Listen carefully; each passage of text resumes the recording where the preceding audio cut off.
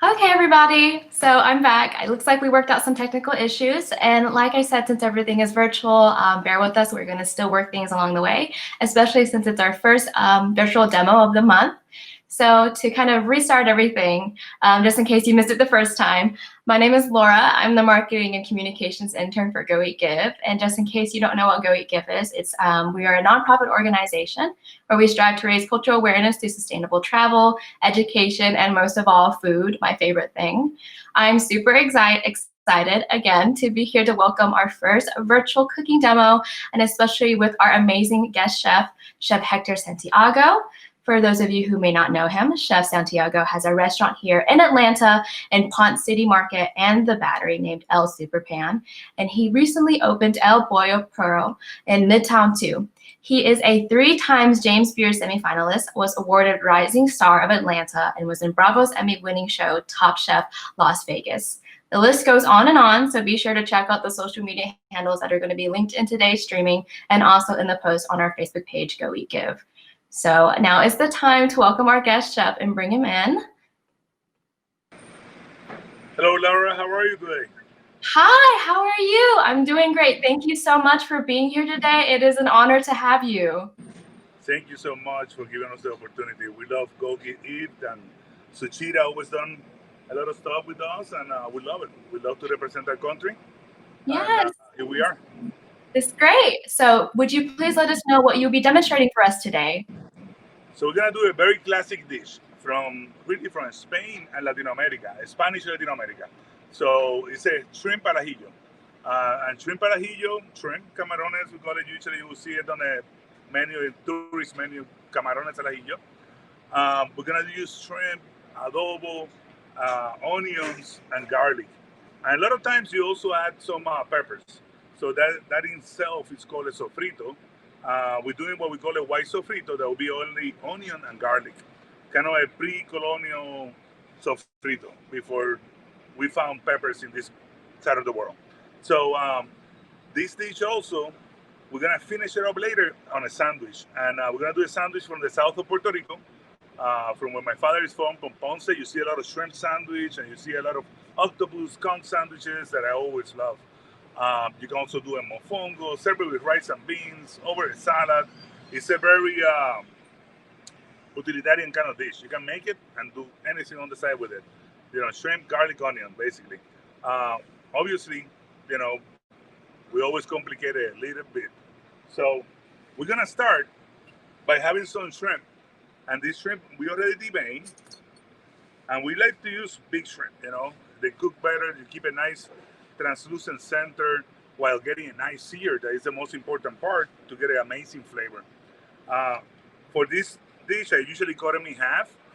You know, so that way when you're eating it, we're making a sandwich. You know, when you make a sandwich, you want to take a bite, and you want things running all over the place or falling out, or you know, in a big piece of shrimp, it will tend to happen like that. So we cut it, and we're gonna season it, kosher salt or salt. I'm used to the Diamond Crystal kosher salt, and that's basically how my hands works also. So you see that really what one of my kids used to say, one of my cooks, ojo percent or I percent. And then we have in here adobo. You can use adobo Goya or something like that, but we make our own and we actually sell it at the restaurant. And it's a mixture of cumin, coriander, black pepper, oregano, garlic, and also a little bit of um, salt on it, but very little salt. So that's why I'm adding salt as well. Now, one thing with the shrimp that you want is for the shrimp to be dry. So previously to this, we pat dry our shrimp. That way you get a better sear. Okay, when you get a lot of moisture into the pan, it will water down almost. It won't sear well. You don't get a nice caramelization. So again, season your shrimp well. I always let it stand at least a minute so the flavor penetrates. And then we're gonna use, like I said, garlic, but I like to use garlic in 3 different ways. So we have our microblade garlic with a little bit of salt. It's garlic salt. Uh, just fresh, spongy garlic flavor. I have what I call a garlic confit. So this is garlic that is sliced and then salted and then cooked in olive oil very slow. You know, sometimes you can use bay leaf in there. You want it to add extra flavor, but we just go with very clean salt, garlic, olive oil, and then you see it's almost a little caramelized. Tastes amazing. It's like candy. You can eat it just like that. Our onions, I like to use sweet onions. You know, in here we're in Georgia, so Vidalia onions are definitely a must go to. And then we just cook it in olive oil with a little bit of salt and a little bit of thyme. Thyme has like a clean oregano flavor and like more fresh. So we already have oregano in our adobo and we are reinforcing the flavor with a nice freshness to it. And then finally, we have our pickled garlic. Okay, so this garlic we slice, we salt, and we cooked in coconut water for a second, and then we finish it with coconut vinegar, and that will make it pickled, and it's delicious. Again, it's something that you can just eat like that. You can actually find it in a Filipino area of a farmer's market. They use it a lot, the pickled garlic. You're gonna find it more like in the whole garlic with just slices. But you want the white one. There is one that is darker brown. That's soy sauce, garlic as well, but you're gonna have a flavor of soy. I'm gonna interrupt the dish, in my opinion. So you wanna get that just clean pickled garlic. And then we're gonna cook this baby up. So I have a hot pan. I already had put some olive oil on it, unless you use maybe a Teflon pan. I put a little bit of olive oil in it and let it almost like burn. Make a little bit of a, what we call curing the pan, you know, basically make a layer so it doesn't stick to the pan, you know. The best are those Waffle House pans. You ever notice those things slide right off? I love this. So olive oil. And you want your pan to be nice and hot.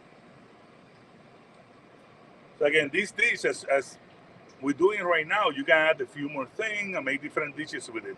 If I was going to make a mofongo, that is very popular, we're doing here, we add a little bit of shrimp broth or a fish stock maybe, or even a chicken stock. A little bit of that so you have some moisture and can eat it with that mofongo. For this, we want it kind of dry. You're gonna go in a sandwich, you know, the bread gonna absorb some, but we don't want soggy bread at the same time. Our sandwich is kind of Cuban style, but it's pressed and crunchy and delicious. So, very hot pan. I wasn't kidding. And a lot of times you see people messing on with the pan and moving it and whatnot. We don't want any of that, okay? Just leave it in there, let it sear. When you get that caramelization, that's when we touch it. And just move it to get the oil spread, but I'm not like tossing and tossing and tossing.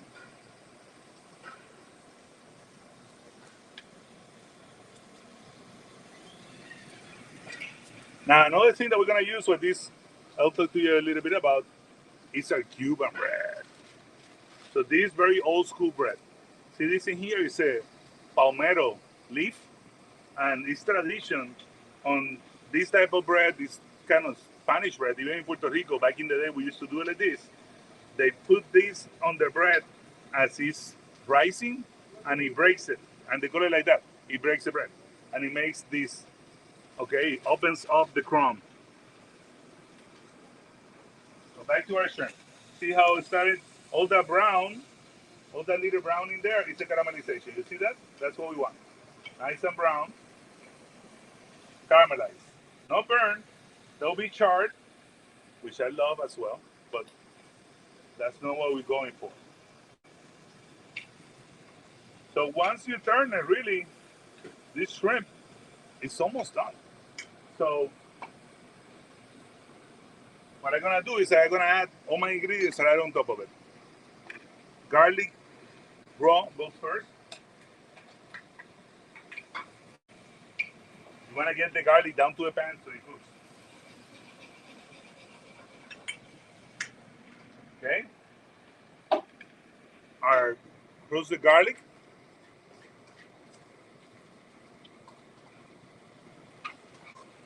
Getting my side notes. That's what that look kind of weird. Onion.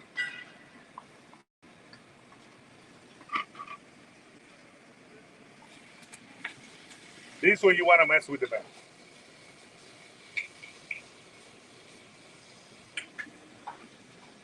Now this dish in here, at this point, I got shrimp broth, I got butter, I got more olive oil, and take it into different directions according to what you're gonna use it at the end.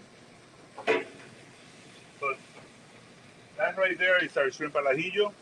We're gonna finish it down with a little bit of pickled garlic. Again, you could use lime juice, you could use vinegar, pique, but it's gonna give it acidity and flavor complexity. So now you got garlic 3 ways in there, huh? Look at that. Smells incredible.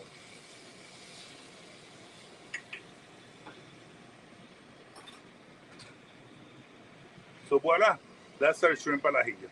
Now what we're gonna do is that, because I'm gonna make a sandwich out of it, I'm gonna add Swiss cheese. We love Swiss cheese in Puerto Rico. You know, it has that nice spice to it. And since this is kind of almost Cuban sandwich style, so now I'm gonna stick it in the oven. Sorry, I gotta do a little cleanup. All right, so remember I was talking to you about sofrito? That's a regular sofrito that we'll do in the house for beans, rice, for our shrimp sometimes, different things. Cuban peppers, you see here? You can find that in the market. White onions and garlic. And this can be cooked, and it can be cooked down, add tomatoes, that will make a tomato sofrito. You can grind these, that we use a lot of time for beans, that we don't want to see the chunky sometimes. We just want a thin sauce with delicious flavor, so we can grind it. A lot of time we add cilantro or culantro and make what we call recaito. So this is the base of Latino cooking right here. This is the base of Latino cooking on the spice level. Vegetable level, spice level. Okay? So really, most of our food has that. In Puerto Rico, at least in Cuba, you see it a lot also. Dominican Republic, all the Spanish Caribbean, you know, same, we cut with the same scissor, you know? So, our bread. I have a chunk of bread already. I'm gonna put it on our plancha or our sandwich slammer over, you know? You know, so but basically our when we make our sandwich, our Cuban bread, we want to toast it, but we don't want to toast it with the stuff inside because we're gonna put lettuce, and it just melts, and it's just, you know, it's not good sandwich. So we're gonna toast it well, and then we're gonna pull it out, and we're gonna fill it up with all that great shrimp. Another thing that we're gonna use today is the famous mayo ketchup. All right, it's a major thing we see for the Latin America. A lot of people call it salsa golf. They call it mayo ketchup, salsa rosada. Nowadays, you can actually buy it on the store as mayo ketchup. Ours has a little bit of chipotle. So you want to make it at home, I will buy some canned chipotle, take out the juice, and add it to your mayo ketchup. And if you wanted to make your own mayo ketchup, I will go half and half, mayonnaise to ketchup, and then your flavoring. Now we use aioli that we make in the house. We make a chipotle ketchup, and that's how we control our own flavor, you know. For my taste, I tried, if I was going to use a mayonnaise, I pick up something more like a Duke's than a Hellman's, let's say, nothing. But just the Duke is less acidic. And you want acid in there, but you don't want it to be too much. This sauce is a little bit more balanced than jumpy, you know. So let's look at the restaurant. Look at that. That's what we want, huh? Melty, delicious. So we got our bread in here. See how it's toasted on both sides, but it's not very thin, because that's great for a ham and cheese sandwich. It's great for a Cuban, but it's not great for this kind of sandwich. 1 second in here. We're gonna turn this around a little bit so you can see this part. Here we go. So now our bread. So what I like to do is that I like to cut my bread only one side. Again, we're trying to eat the sandwich without it rolling all over the place. Bread is nice and warm. By the way, I wash my hands before, sanitize the COVID size and all that stuff.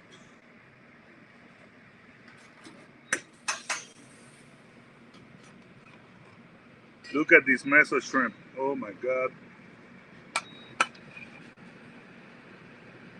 And guys, we're not fooling around. This is a portion we use at the restaurant.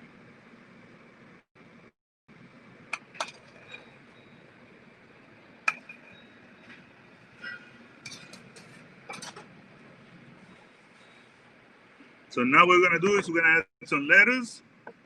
I like to use our local lettuce from our friend Bobby Britt, a farmer, local farmer. We try to use as much farm products possible. Obviously, they don't grow yuca or plantain in here, unfortunately. I got a mixture of herbs. I like to use cilantro, chive for onion flavor, and I love dill. And dill is a flavor you don't see a lot in Latin America, although trust me, there is some, but you don't see as much used in Puerto Rican food, and I love the freshness of it. It really gives the dishes what I call je ne sais qué.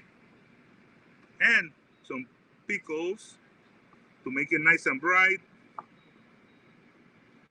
For this, I like to use kosher pickle that I buy whole and slice. That way, if you look at them, they're not very transparent in a sense, so they're less pickly in a sense. They're less acidic, you know, and it has a better balance. If you like very acidic pickle, buy the pickle that already comes sliced, that are pickled through in a sense. And we douse it with our mayo ketchup. Yeah.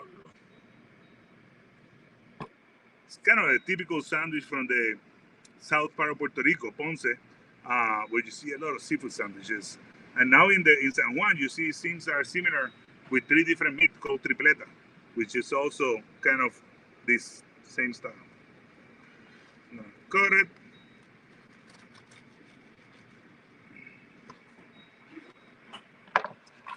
And to serve this, sorry, 1 second. Slight move in there. And there we go.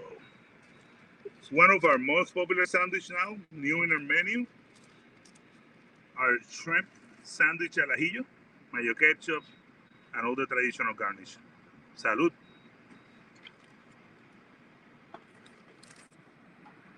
So like I said before, the shrimp, you can do a mofongo with it as well. You know, mofongo is a traditional Puerto Rican dish. It's very like comfort food for us. Nowadays, you see it a lot in Santo Domingo also. So we've been fighting a little bit over the origins of it, but we all love it. It's green plantains mashed with garlic, cilantro. Mine, I use a cilantro puree. So ours, it tend to be a little bit on the green side. A lot of people kind of freak out sometimes when they see a green mofongo. It's amazing flavor of green plantain. And the shrimp al ajillo is perfect with it. Served with rice and beans on the side. Served with white rice. Many ways to do it. That sounds delicious, Chef Santiago. That I'm just sitting here and I'm drooling already from watching you cook your food. So again, thank you so much for taking time out of your day to be You're welcome. And we have a few questions from our Facebook that we Sure. would like to ask you. So the first one is from Sujeta. She asked, where do you buy your bread from? What's that? Where did you buy your bread from? Well, it comes from Orlando, right? So it's from a bakery called La Segunda Bakery in Orlando. It's really, you can buy it through a restaurant, but you ain't gonna be able to buy it in a store. It's a Cuban bread made the traditional way. There's really no way for us to do that bread in here, and we tried, and you know, hence our name. We make bread, and but it's just the way that they do it. I've been there, and you know, the technique, the climate affects a lot of how the bread comes in just like that. So we'd rather buy it from them, and they make a great job. Okay. And so I guess for our viewers at home that are recreating your dish, what's the closest bread other than Cuban bread? No for announcing, but you know, Publix a lot of time has a Cuban bread that is pretty decent, you know. So that bread will be nice. if you're getting a baguette, get a baguette that is kind of soft. You don't want to get like a French baguette that is delicious on its own, but it's too crunchy for this. By the time you slam it down into the heat and you get it crunchy, you literally, when you buy it, you cut all your mouth with it. So you want to use maybe an Italian type baguette that also works well. But you want a softer kind of, softer kind of bread. This bread gets a nice crunchy, thin crunchy. So it's crackly, yet it doesn't cut you up. Okay. And then or huggy. Huggy could work. A lot of friends of mine use huggy sometimes. So for our next question, we have from Melissa. She asked, how long does it take for the cheese to melt in the oven, and how hot is the oven? Oven, I have it at 500, and it basically 1 minute. You want to put it in there. Even if you have a broiler, even better. So you want to cook it the least amount of time possible to get a good melt. Yet, Swiss cheese is not an easy cheese to melt. So you want to, a broiler will work really well for 30 seconds, because that way you don't cook the shrimp too much. All right. And then one more question for anyone who's never really tried Latin American food or has never been to your restaurant. What's your message that you're trying to portray with your food and that you want for people to know about? So, our food is definitely has the roots of Latin America. And we, obviously me being a chef, we touch it a little bit. And we try to modernize certain things. I love tropical foods. I love any food. But I try to really look around the tropics. Let's say coriander. The coriander that we use is good, but the coriander from India is amazing. So we try to use that kind of product. We learn techniques from other tropical areas and we bring it to our food. And at the same time, even when I may go to, Peru that I love, or Latin America, I'm always searching for things that we can use in our food that are very valid to our concept. This concept being Spanish Caribbean, we really try to keep it in the Spanish Caribbean. So meaning Puerto Rico, Santo Domingo, Cuba, even parts of Mexico. And we try to use the foods from there because they're very, in a sense, regional. That's the region, Caribbean. And the Spanish Caribbean, because that's our background. So frito, adobo, the rice, beans.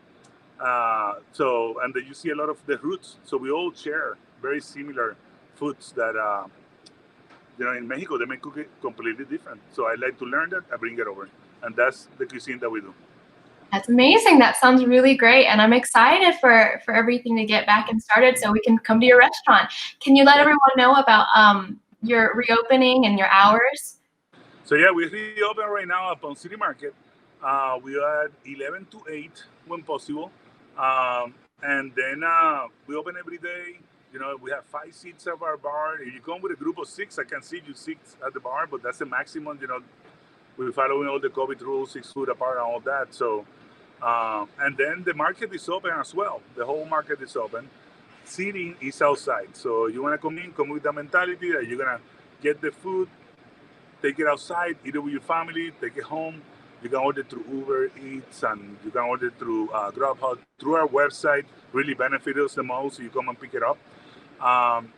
And then that's, the current status until we go forward. All right. Full service. Well, again, thank you so much for being here today. It was amazing watching you cook and make such a nice and amazing meal. And again, thank you so much for the opportunity. Thank you so much, Laura and Sushita. I'm going to go and have that for lunch, breakfast. All right, we'll see you later. Take care. Thank you. All right, everybody. So thank you again for tuning in to our first virtual cooking demo. So again, here are the social media links for everyone to follow, just in case you want to learn more about the restaurant and Chef Santiago. Be sure to check all of those out. And they're also linked in our podcast today on Facebook at Go Eat Give. So for anyone who didn't hear, El Super Pan at Pond City Market has recently reopened. Their hours are from 11 a.m. to 7 p.m. Monday through Saturday. So be sure to make plans to see them in the near future. Again, this was a super great kickoff to our first week of Destination of the Month. And remember to be on the lookout for more events to come this following week. We have so much in store, and this is something really exciting that we're putting out there.